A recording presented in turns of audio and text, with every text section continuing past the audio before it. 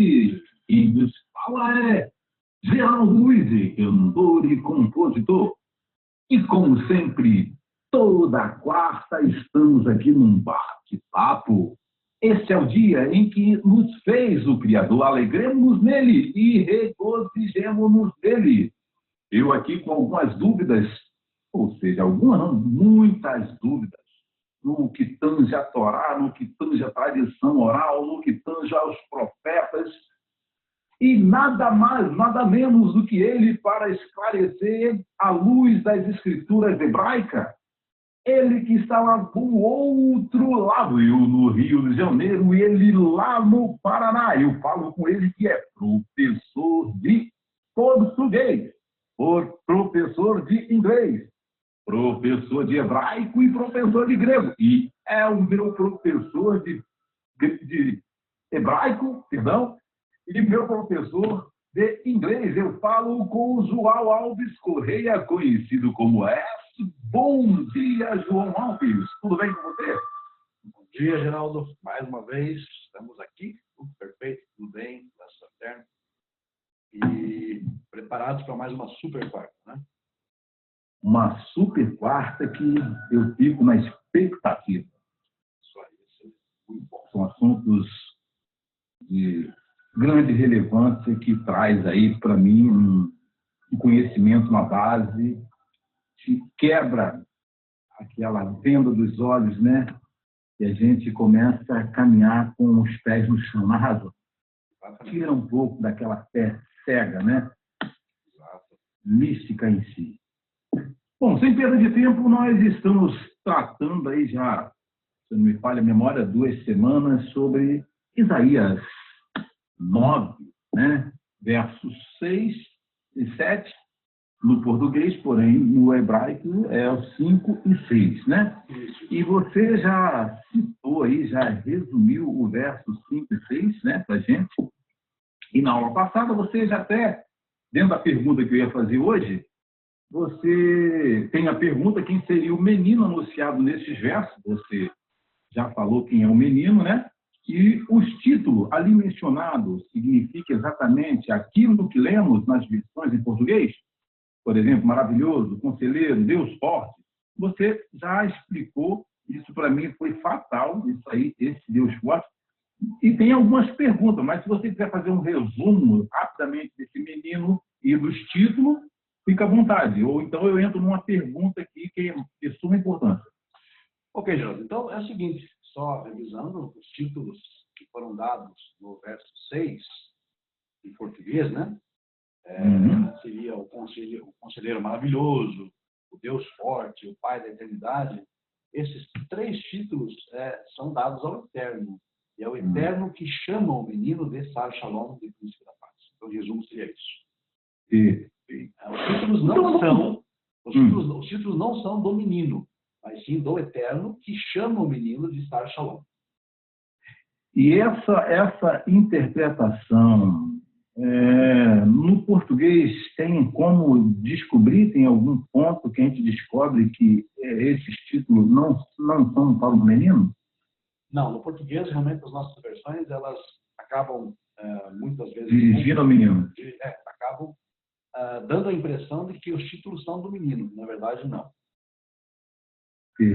Mas o hebraico não deixa, assim, acredito, não deixa dúvidas. Quem estuda hebraico está sabendo muito bem que o sujeito ali é o maravilhoso conselheiro, o Deus forte, o Pai da eternidade, que chama o menino de Sar Shalom. E fica difícil da gente convencer algum cristão, não que ele tenha que crer no que a gente está falando. Até porque o próprio Novo Testamento, João 3,16, se não me falha a memória, vai dizer que ele se fez carne, né? O próprio Deus desceu, né? Fica difícil, então, você mostrar que realmente não está falando do Criador, está falando dele em si que se tornou Deus, né? Ou Deus se tornou carne, né? Exatamente, porque eles se aproveitam dessa questão textual, porque quando passa-se do hebraico para o grego, na Septuaginta e em outras versões posteriores, a tendência é mostrar mais ou menos que os títulos seriam do menino, né? Justamente para justificar uma divinização dessa criança. Né? Falando em divinização, este menino em especial seria uma divindade ou uma espécie de ser divino? É uma das perguntas que temos aqui. Beleza, vamos lá então? É isso. Vamos lá. Bom, primeiramente que não existe espaço no contexto, no escopo profético, de que Deus algum dia se tornaria carne e habitaria entre nós. Né? Não existe essa expectativa profética. Os textos, quando são usados para esse intento, ou eles são mal traduzidos ou são fabricados. Né? Mal traduzidos e mal interpretados ou distorcidos, porque todo texto, na verdade, ele é passível de uma má interpretação. A grande questão é qual é a intenção por trás disso. A intenção por trás disso foi, historicamente, convencer as pessoas de que algum dia Deus habitaria com os homens e viria aqui, se faria carne e seria um de nós. Só que essa noção é uma noção não judaica, é uma noção que estava além das fronteiras de Israel, no mundo de então. Ou seja, no antigo Médio Oriente, nas religiões que as pessoas professavam fora do contexto de Israel, todos acreditavam que os deuses viriam, ou bem, digamos, em algum tempo, de tempos em tempos, eles aparecem na Terra e se fazem como nós. Né? Ou então procriam, têm filhos com as humanas. E essa noção é uma noção totalmente, digamos, diversa do que os profetas entendem, do que o Tanakh ensina, do que a Bíblia ensina. Porém, aproveitando-se desse grande número de pessoas que já acreditavam assim, os tradutores das religiões aproveitaram desta crença e também quiseram que o Tanakh falasse mais ou menos nesse sentido, algo nesse sentido. Para mostrar que, na verdade, até mesmo os profetas estavam, de alguma forma, confirmando o que os pagãos já acreditavam. Ou seja, isso se torna uma mensagem absolutamente popular. Isso é uma mensagem para ganhar o mundo, para vencer o mundo. Ou seja, é uma mensagem para unificar todas as coisas. Então, com essa tentativa de unificação da religião, foi que o cristianismo constrói o seu edifício e se torna, digamos, a potência que é no mundo. Perfeito. E engraçado que eu sei que o livro de Jó é um livro bastante antigo. Eu poderia ter falado com você sobre esse texto, mas ele pode ter uma alegoria. No capítulo 25, eu não sei como é que você pode fazer isso, está atento que você abre aí. Ele diz, 25, no início, ele está dizendo, mais ou menos na versão que eu tenho aqui, no verso 4, né? Como então pode um homem ser considerado justo perante Deus? Uma pergunta. Como pode alguém ser gerado por uma mulher ser considerado puro? Aí logo no verso 6, quanto menos ainda o ser humano, que é como um verme, e o homem, que é como simples lava. Ou seja, se o próprio Jó está dizendo que o ser humano, nascido de mulher, é um verme, se Deus se torna carne e nasce de mulher, ele é considerado o quê? É um bom questionamento, né? Eu estou com o texto aqui em tela, ok? O texto de Jó que você citou. Um minutinho, ok. Então, estou com o texto aqui em tela, no verso 4, 25 de Jó. Então, o texto diz em hebraico, o que fará o homem, então, para que se justifique diante de Deus, ou por Deus? Né? E como pode ser puro aquele que nasce de mulher? Certo? Certo. E o verso 6 diz exatamente que o homem não é nada mais do que um verme. Aí, nossa, que gostei. E o Ben Adam, ou seja, o filho do homem, é, na verdade, um animal insignificante, um ser insignificante. Porque a palavra toleá, em hebraico, significa, na verdade, um animal repugnante. Como se fosse, digamos, um rastejante. Né? É exatamente o mesmo, a palavra toleá tem o mesmo sentido de rimar, que é um ser enojante, como se fosse, digamos, um verme mesmo. Né? Isso é comparado ao homem, né? Comparado ao homem, o Ben Adam. Bom, independente de quem fala isso, porque está no livro de Jó, mas não foi exatamente o Jó que falou isso, sim, se não me engano, foi Bildad. Foi Bildad. Né? Então, o que nós percebemos aqui é que havia já uma conotação, uma ideia de que o homem não é absolutamente nada se comparado a Deus. Ou seja, o homem é chamado Ben Adam porque ele é filho de Adão. Perfeito. Né? Ou seja, ele descende da raça adâmica, ou seja, do homem. Nós chamamos de Homo sapiens sapiens. Né? Uhum. Então, nós não somos deuses, nós não fomos configurados para compartilhar, né, a divindade. O homem é homem, Deus é Deus. Não existe, digamos, mistura de ambas as coisas. Interessante que os próprios pagãos da Caldeia, eles tinham uma noção exatamente da forma como estamos colocando aqui. Os caldeus, apesar de serem pagãos, eles tinham uma noção bastante, eu diria, refinada, porque quando Nebuchadnezzar, o rei Nabucodonosor, ordena, melhor dizendo, que era rei, ordenava, que os sábios da sua corte lhes dissesse que sonho ele tinha tido, porque ele se esqueceu do sonho, você lembra da passagem? Ele se esqueceu do sonho e aquilo estava perturbando, estava incomodando. Ele sabia que tinha sonhado, mas aquilo estava incomodando demais.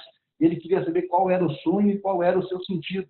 Então ele conclama todos os sábios da corte e ordena que eles digam qual foi o sonho que ele teve. Perfeito. Aí os sábios, os astrólogos ali da sua corte e tal, as pessoas seus conselheiros falaram, mas rei, esse tipo de coisa é algo que o homem não pode fazer. Isso é uma coisa que só os deuses podem fazer, cuja morada não é com a carne. Forte, hein? Veja bem, cuja morada não é com a carne. Em dizer os pagãos, né? Então, eles, mesmo sendo pagãos, eles tinham uma noção de que aquilo soaria ridículo, absurdo. Foge do natural. Isso. Mas veja que, por outro lado, há uma distorção da coisa, porque eles apregoavam a vinda dos deuses como homens. Mas quando se viram apertados pelo rei, eles caíram em si, que aquilo não era possível. E foi dada a oportunidade para eles revelar o próprio sonho e a sua interpretação, né? E eles admitiram que, na verdade, não teriam condições de fazer aquilo, porque era algo que estava reservado apenas, segundo o texto, aos deuses, e a morada deles não é com a carne. Ou seja, diante da realidade, eles tiveram que testificar que aquilo era inviável para o ser humano. E que os deuses, no caso, as suas divindades, não habitavam com os seres humanos. Ou seja, há uma separação, uma distinção, usando aqui o mesmo paralelo no paganismo, né? Mas que é uma boa resposta, acredito. Eles perceberam que havia uma diferença entre aquilo que eles tinham como divino e o humano. Será que eles perceberam? A gente vê hoje a manipulação total das religiões, né? Dominando a massa que não quer ler, não quer buscar o conhecimento. Será que eles perceberam ou eles sabiam, mas tinham que manipular a massa e quando se viram apertado, encurralado na parede, tiveram que... Não, isso não é com a gente. Então, exatamente. É é muito provável que eles manipulassem o povo, né? E, porém, quando eles se viram apertados, né, eles realmente tiveram que falar para o rei: olha, esse negócio aí não dá para nós, porque isso é coisa das divindades. Eles não habitam com a carne, ou seja, eles não fazem esse tipo de coisa. Então, eles entram em própria contradição, né, que eles acreditavam que os deuses habitariam com o homem, e de repente eles, não, isso aí não pode, são coisas dos deuses que não habitam na carne, é isso? Exatamente. Isso aqui justamente no verso 11 do capítulo 2, né? Onde no texto, essa parte aqui do texto em aramaico, no livro de Daniel, diz Imsra lá e Torim, ou seja, com a carne eles não habitam. Né? Então eles tinham plena certeza disso, eles tinham conhecimento disso, só que eles estavam, na verdade, tipo assim, meio que cozinhando o povo, manipulando o povo, só que na hora do aperto, diante do rei, eles confessavam. Ou seja, então, deixa claro que, na verdade, as pessoas percebem que essa questão de Deus habitando com o homem é ridículo. Entendi. É absurdo. E acabam testificando assim, então, é claro que realmente eles admitem essa inviabilidade. E a gente tem um outro paralelo de um texto que está em Oséias 11, você vai poder abrir aí, não sei se tem tempo para abrir, e você pode até abrir e dar a interpretação melhor, né? Que a gente está aqui na tradução já, uma tradução já deturpada, mas ela tem uma ideia também, que é Oséias 11, 9, né? Onde o Eterno não exultarei o furor da minha ira, não voltarei para destruir a Efraim, porque eu sou Deus e não homem, o santo, né? Ele diz, o santo no meio de ti. Ele está dizendo que ele não é homem. Exatamente. Qual é o verso aí? Verso 9 aqui, deve ser 8 aí para você. Oséias 11, 9. 11, 9. Ok. Realmente, aqui no caso, o livro de Oséias, ele diverge um pouco da tradução, da versão das traduções. Perfeito. E aqui no capítulo 11, na verdade, verso 9, ele diz uma outra coisa, ou seja, não está na mesma ordem. Ah, tá. Então é 9, aí deve ser o 8, né? Ah, tá, ok. 9, achei aqui. Achei. Não, está correto. Exatamente. Agora eu percebi aqui no meio do verso, diz exatamente isso. Que El Anohi velo Ish. Exatamente. Porque Deus eu sou e não homem. Exatamente. E El Anohi velo Ish. Aí quem não sabe hebraico pode conferir aqui, se souber inglês, sabe do lado, está escrito em inglês aqui do lado. Perfeito. Então os textos são todos assim, bem, até no próprio português, embora a tradução falha, né, ela está bem clara, só não vê quem não quer, né? Exatamente. Então, muito, muito óbvio aí, né? Muito claro, evidente. Ou seja, não existe possibilidade alguma, do aspecto bíblico, né? De que Deus viesse habitar algum dia com a carne, com o homem. Ou se transformasse, pior, se transformasse em um de nós. Perfeito. Então, realmente não existe nenhum tipo de suporte e apoio para esse tipo de teoria.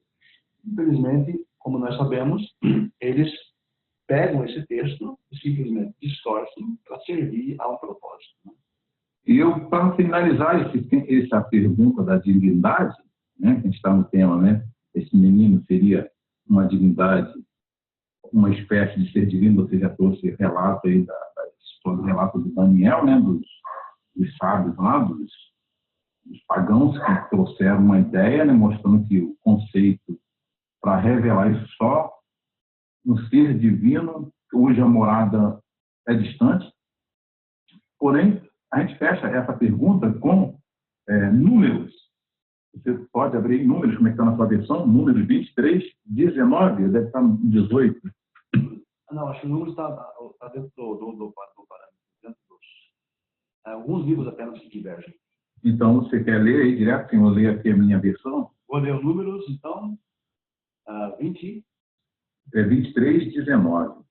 Ah, sequência desse texto. Uhum. Bom, vamos ler direto no texto original. 19. Exatamente, esse texto estava em mente mesmo, olha só. Lo ish el yichazer uben adam veit necham. Ou seja, Deus não é homem. Deus não é homem para que... E nem filho do homem para que venha se arrepender. Ou seja, veja que o texto usa claramente o termo Ben Adam, filho do homem. Deus não é homem, nem filho do homem. Nem filho do homem. Não é homem para que minta, e nem filho do homem para que se arrependa.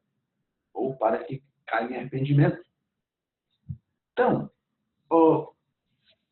claramente, esse é o texto, digamos, que seja um fundamento, é até bom se lembrar desse texto original, que para mim estava passando aqui, mas é muito bom se lembrar, porque isso deixa claríssimo, que ele não é homem e nem filho do homem, ou seja, ele não é do gênero humano e nem também é gerado como qualquer um de nós. Ou seja, ele não pode ser gerado. Porque Ben Adam representa aquele que é gerado, que é semente de Adão. Né? Então, nós temos aqui uma série de restrições contra essa ideia de que Deus um dia se faria carne, ou se faria homem, ou se faria filho do homem. É uma grande falácia, uma grande mentira. E das recomendações dele, lá no capítulo 4 do Devarim, foi sobre isso, né? Vocês não viram imagem de forma alguma.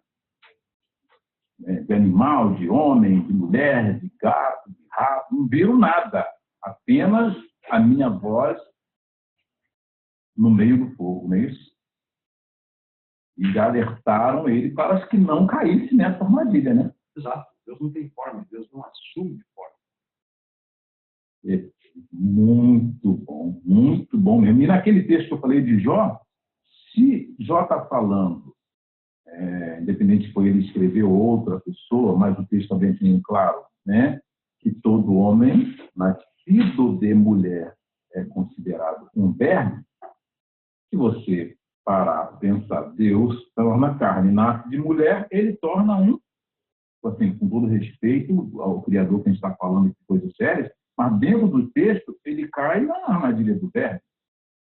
Sim, o grande problema com relação a essa questão é entender que o infinito não comporta, o finito não comporta o infinito. O limitado não comporta aquilo que é ilimitado. Ou seja, a matéria, a fisicalidade, não resiste àquele que a criou. Ou seja, não há como a divindade habitar num corpo físico. Não há como a divindade tocar o físico. Não há como. Por quê? Por uma simples lógica, muito clara. Nós somos limitados e finitos. Deus é infinito. Então, ele não pode, de forma alguma. Porque as pessoas muitas vezes questionam, sim, mas você está querendo limitar a Deus? Não é questão de limitar a Deus. O problema é exatamente o contrário, é que Deus é limitado. Agora, olha só, é que a gente vai conversando, vai bater nesse papo, e a mente vai linkando texto com texto que você já leu, né? Olha, você pode abrir também, sei que o tempo é curto, mas é muito importante a gente trazer esses temas e trazer essas passagens. 1 Reis, no capítulo 8. Você quer ler no seu original? 8, verso... Vamos lá. 27. 1 Reis 8, 27. Na inauguração do templo, né? Isso. Olha só que... Exatamente. Muito bom. Exatamente. Ali temos uma passagem que também é um checkmate aí nessas ideias padronizadas.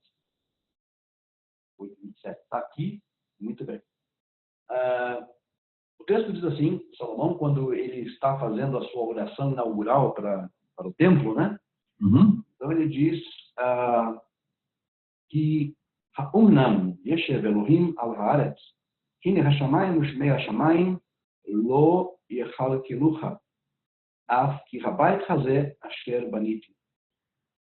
Então ele diz, mas verdadeiramente habitará Deus na terra?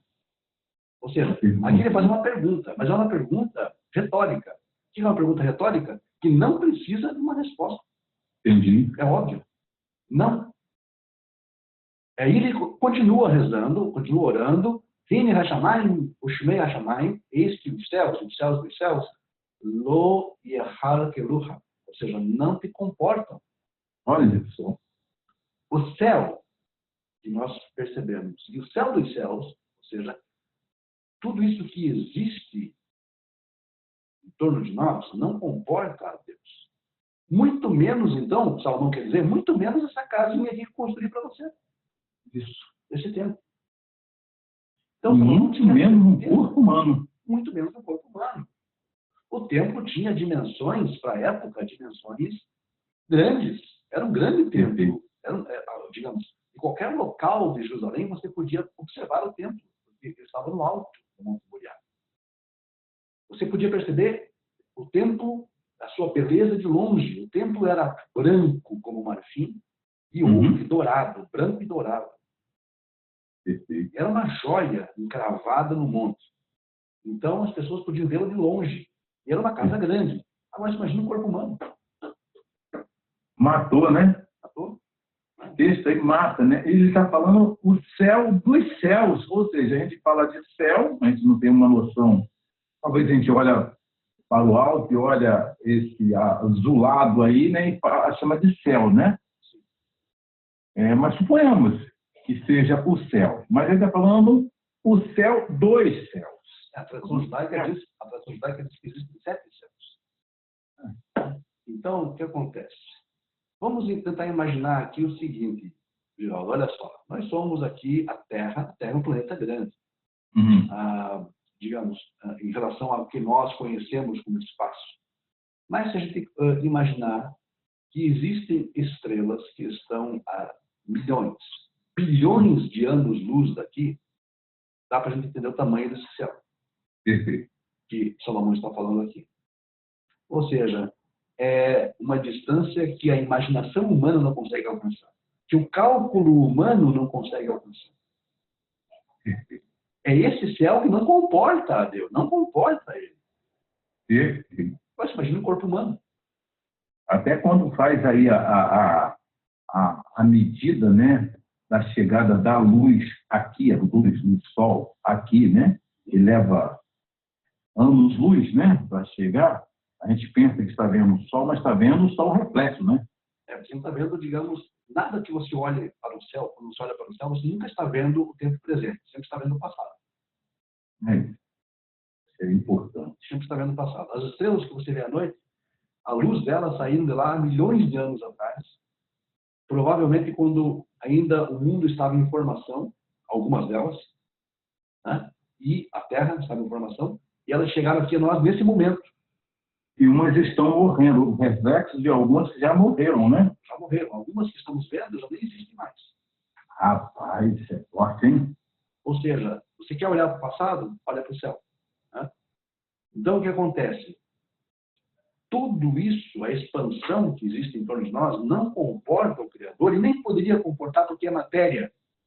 Matéria não comporta aquilo que é imaterial. Não tem como conduzir aquilo que é imaterial, e muito menos ainda aquilo que o cria, aquilo que gera. Deus não pode estar imerso em sua criação. Ele não faz parte da criação porque ele não é existente. Olha, né? Ele é não existente. Não significa que ele não existe. Ele é não existente. Ele não compartilha das mesmas limitações da existência.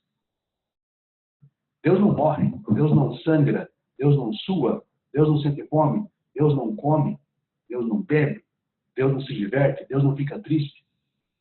E Deus não tem por emoções, né? por isso que a gente vai ver metáfora, né? Quando Isaías olha e vê 6, né, anjos batendo com ele no trono ali, metáfora pura, né? Que são visões, né? Visão não é algo que digamos que transmite uma realidade física.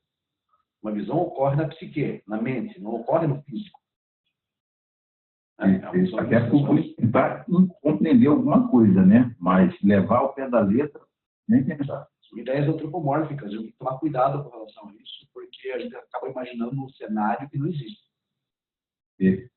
Olha, nós matamos assim, não. Eu trouxe alguns textos, mas você trazendo no original aí, e esse texto de Salomão, né, de 1 Reis 8, aí, ele fecha, né, esse termo da divindade, né? Porque as pessoas também pensam assim, João, aproveitando, deixa o gancho aí, entendeu? As pessoas pensam que Deus habita no céu. As pessoas nem sabem o que é esse céu, mas acham que Deus habita no céu. Veja que Salomão contraria, diz, o céu e o céu dos céus não contém, não podem te conter. Olha... Ou seja, nem no céu... É incompreensível isso. Nem no céu, tal como nós o conhecemos ou imaginamos que seja, ele está. Deus não está em lugar algum. Olha... Estar não faz parte, digamos, das propriedades divinas. E Salomão compreendia isso muito bem, né? Pois é. Mas ele tinha um conhecimento muito avançado, né? A Escritura diz que não houve rei antes nem depois mais sábio, né, do que, né? Aí está uma prova. Quer dizer, quando todo mundo pensava que Deus era um homem sentado num trono nas nuvens do céu, ele diz, não, o céu não pode conter. Né? Os céus não podem conter. Então ele entendia muito bem as metáforas. Ele era Baal HaTorá, ele era senhor da Torá, ele conhecia os caminhos, ele sabia entrar e sabia sair, ele conhecia a palavra-chave, ele conhecia a palavra passe, ele conhecia a senha para entrar. Todos os atalhos para entrar no Pardes, no paraíso, no sentido do conhecimento da lei divina, ele sabia entrar e sabia sair. Isso. Como grande Rabi Akiva, mencionado no Tratado de Megilá 14b, onde ele entra e sai do paraíso, do Pardes. O paraíso aqui significa, na verdade, o estudo avançado da Escritura. Ele sabia entrar e sabia sair, porque ele tinha a palavra passe para isso, ele tinha a senha para isso, ele conhecia isso. A palavra que você falou aí? Oi? A palavra que você falou que ele tinha? Ele sabia a senha, a chave, a palavra-chave, a senha, para entrar e sair sem, digamos, se ferir. Porque ao longo do caminho do estudo da lei divina, do estudo do conhecimento de Deus, a pessoa pode também sofrer alguns percalços, né, pelo caminho, como entender errado, como ver errado, como interpretar, digamos, de uma forma totalmente diversa, como acontece. É verdade. As pessoas que não têm a palavra-chave, não têm a palavra passe, não têm a senha para decifrar o código, acabam de alguma forma sofrendo algum tipo de dano. Frita o coco, né? Frita o coco, exatamente. Mas ele sabia entrar e sabia sair com perfeição, como grande Rabi Akiva, fundamentador do judaísmo rabínico, tal como nós o conhecemos hoje, que tem realmente, quando a gente estuda as leis que ele desenvolveu para o estudo da Torá, o estudo da Tanakh, da lei divina e dos profetas, você percebe que ele tem a palavra passe, né? E ele sabe quebrar o código, que ele consegue penetrar nos mistérios da lei divina e sair incólume, sem nenhum problema. Eu vou dizer para você que temos aí 3 perguntas, mas o tempo já foi, João. A gente pensou que terminaria, Isaías, esse tema hoje, estava tudo certo antes de já entrar no próximo, mas é muito profundo, é muito profundo os estudos, e quando a gente pega aí, você explicando os textos originais do hebraico, aí fica mais evidente que nós passamos por um engano tremendo e que precisamos resetar, zerar, né? Zerar e começar do zero. Então, pelo horário, está chegando aí, faltando 6 minutos para meio-dia, né? Já tem outro aluno na escuta, na espera aí da nossa aula. Nós vamos deixar as últimas 6 perguntas para a última aula, que eu acredito que vai acontecer na quarta-feira que vem. Perfeito? Entendeu? E quero confessar que cada assunto a gente pensa que vai para um lado, mas segue um caminho porque a gente estudou, né? E a gente vai lembrando, fazendo um link ali. Eu citei esses textos porque era importante citar nessa divindade, né? Divindade, né? Ter o menino como divindade. Mas resume para a gente aí que esse menino não é a divindade e quem foi ele de fato, embora você já falou lá na aula passada, para a gente fechar essa aula, o menino, quem é o menino, se era divindade ou não. Bom, todos os textos do Tanakh mostram que, na verdade, havia essa inviabilidade, essa inviabilidade de Deus se tornar homem ou filho do homem, ou matéria, ou habitar aqui, porque não existe como o infinito ocupar aquilo que é finito, o ilimitado ocupar aquilo que é limitado, né? Aquilo que é eterno ocupar aquilo que é fugaz. Então, está muito claro que não se trata de uma divindade ou de uma semidivindade ou do próprio Deus, coisa parecida. Na verdade, Isaías já fala que esse menino já tinha nascido, que já tinha sido dado para eles, e que ele então seria o Sar Shalom, o príncipe da paz, porque ele faria exatamente a paz entre as tribos de Israel, promoveria a unificação nacional, ou seja, Isaías está antevendo um futuro político para a sua nação, para o seu povo. Apenas e tão somente. Não tem conotação universal, tem uma conotação local o texto. E isso é importante você frisar que o texto é local, que o ocorrido foi local, sim, não é universal. Não, até porque desde o capítulo 7, o sinal é para a casa de Davi. O sinal é para aquele tempo e para aquelas pessoas. Não tem a ver com uma conotação universal. Está no texto apenas, então, somente para mostrar como Deus conduz a história humana para que a sua vontade seja feita.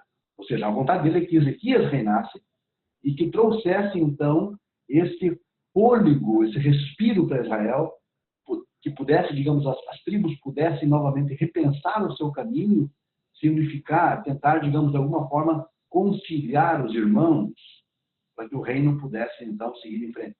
A ideia era essa. Ou seja, tem a ver com as questões políticas internas do povo judeu, não tem um contexto universal de forma alguma. Apenas isso. Tá aí o que você queria. A nossa aula super quarta-feira. Eu quero agradecer mais uma vez a disponibilidade do nosso professor aí, que é professor de português, professor de grego, professor de hebraico, professor de inglês, é o meu professor de hebraico atual, e é meu professor de inglês, já aproveito a oportunidade, tem pouquíssimas vagas, olha, e professor de estudo bíblico. Quer aprender sobre a Torá, sobre os textos proféticos? Fala com ele, sempre ele, João Alves, os seus agradecimentos aí, as suas considerações finais aí. Então, agradecer mais uma vez a você, principalmente as pessoas que acompanham o nosso canal. Agradecendo também mais uma vez a você pelo fato da disponibilidade do seu horário aqui, que esse é um horário que você adquiriu para você e você está compartilhando isso com as pessoas. Isso é muito nobre da sua parte. Não canso de repetir isso. E também pelo fato de você ter trazido esses textos hoje, que alguns deles estavam me passando, e você então lembrou, que a gente trouxe aqui, então isso foi assim fantástico, porque fechou. Foi a chave, né? Fechou, né? Exatamente. Então, agradeço muito pela tua lembrança aí, por trazer esses textos que realmente são fundamentais para uma compreensão memória, né, dessa passagem central de Isaías, capítulo 9, 5, 6, 6, 7 no português. Ok? Muito obrigado mesmo.